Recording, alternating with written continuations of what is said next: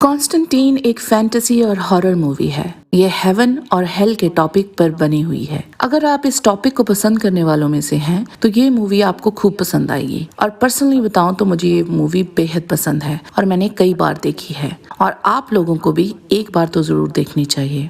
मैं हूं फिल्मों की अपार और रोचक दुनिया में आपकी गाइड और होस्ट मीनाक्षी, और आप देख रहे हैं सिने जंकीज। हमें प्रोत्साहन देने के लिए हमारे चैनल को सब्सक्राइब करना मत भूलिए और बगल वाला बेल आइकन जरूर दबाइए। तो आइए अब बात करते हैं कॉन्स्टेंटीन के बारे में। जॉन कॉन्स्टेंटीन जो कि एक डीमन हंटर है और इस रोल को कियानो रीव्स ने प्ले किया है। जॉन कॉन्स्टेंटीन की पर्सनैलिटी एक सार्कास्टिक, सावर और जिंदगी से खफा इंसान की है। वो एक सुसाइड सर्वाइवर है जो भगवान के द्वारा दिए गए गिफ्ट ऑफ साइट को एक श्राप समझता है। जॉन बचपन से ही बहुत बुरे हालातों से गुजरा होता है और एक निडर व्यक्ति की छवि को दर्शाता है। एक चेन स्मोकर होने की वजह से वो फेफड़ों के रोग से पीड़ित है और ज्यादा लंबा जीने वाला नहीं है। उसका सोल मिशन डीमंस को हेल भेजना और अपने लिए स्वर्ग में जगह पक्की करना है, जो कि मुमकिन नहीं है क्योंकि उसने सुसाइड करने की कोशिश करके एक कार्डिनल सिन किया होता है। शुरू में ही हमें कॉन्स्टेंटीन की पावर का अंदाजा हो जाता है जब हम उसे एक लड़की के अंदर से एक डीमन को निकालते हुए देखते हैं।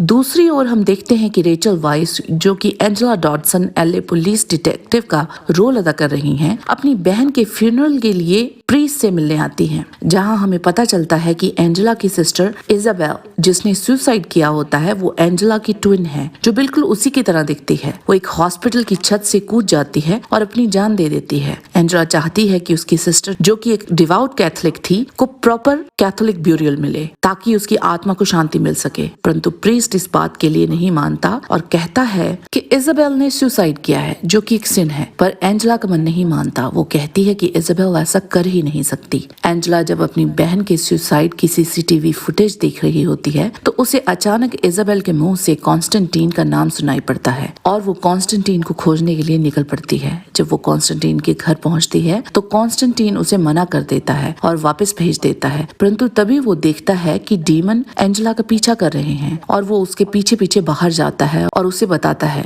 पर वो उसकी बातों पर विश्वास नहीं करती। तभी एकदम से बहुत सारे डीमंस उन दोनों पर हमला कर देते हैं, पर कॉन्स्टेंटीन एंजेला को उन सब से बचा लेता है। कॉन्स्टेंटीन एंजेला को भरोसा दिलाता है कि वो इजाबेल के डेथ के बारे में और डीमन उससे क्या चाहते हैं के बारे में पता लगाएगा। कॉन्स्टेंटीन अपने दो दोस्तों के जरिए पता लगाता है कि लूसीफर का बेटा मैमोन धरती पर अपना साम्राज्य स्थापित करना चाहता है और इसके लिए उसे एक पावरफुल साइकिक और गॉड की मदद की जरूरत होगी। और यहाँ एंजेला जॉन को बताती है कि वो भी कॉन्स्टेंटीन और इजाबेल की तरह ही सब कुछ देख सकती है, परंतु बचपन से ही अपनी विजन को डिनाई करती रही है, जिससे उसकी पावर्स पैसिव हो गई हैं। कॉन्स्टेंटीन एंजेला की पावर्स को दोबारा जागृत करता है एक नियर डेथ एक्सपीरियंस के जरिए। फिर हम देखते हैं कि बेल्थेजार, जो कि एक डीमन है, धरती पर घूम रहा है। कॉन्स्टेंटीन बेल्थेजार को ढूंढ निकालता है और पता चलता है कि मैमोन के पास स्पीयर ऑफ डेस्टिनी है, जिस पर क्राइस्ट का सूखा ब्लड लगा हुआ है और अब मैमोन को सिर्फ एंजेला की जरूरत है अपने मिशन में कामयाब होने के लिए। उधर डीमंस एंजेला को किडनैप कर लेते हैं और इजाबेल के हॉस्पिटल में ले जाते हैं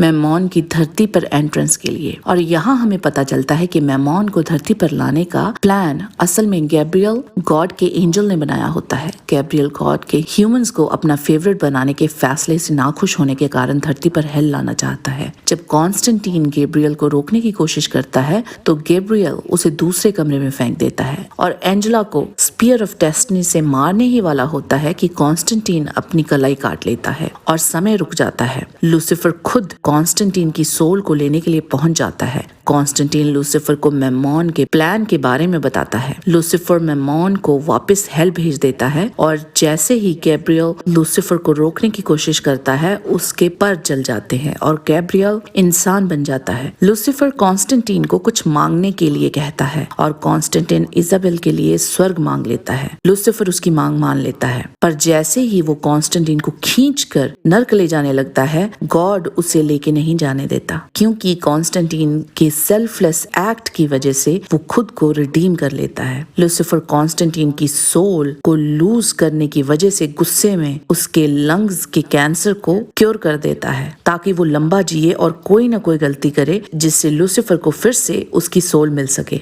अंत में कॉन्स्टेंटीन एंजेला को स्पीयर ऑफ डेस्टिनी को छिपाने के लिए दे देता है और इस तरह से कॉन्स्टेंटीन एंजेला को भी बचा लेता है और खुद को भी। आज का वीडियो बस इतना ही। अगर आपको मेरा आज का वीडियो पसंद आया है तो जल्दी से लाइक बटन दबाएं और इस वीडियो को फ्रेंड्स और फैमिली के साथ शेयर कीजिए। आपसे फिर मिलते हैं एक और मूवी के साथ, और हाँ, कमेंट में हाय जरूर कीजिएगा। हमें आपसे बात करके बहुत खुशी होगी। चलिए अब आपसे विदा लेते हैं। देखते रहिए सिने जंकीज और हंसते रहिए, मुस्कुराते रहिए। Take care, bye bye.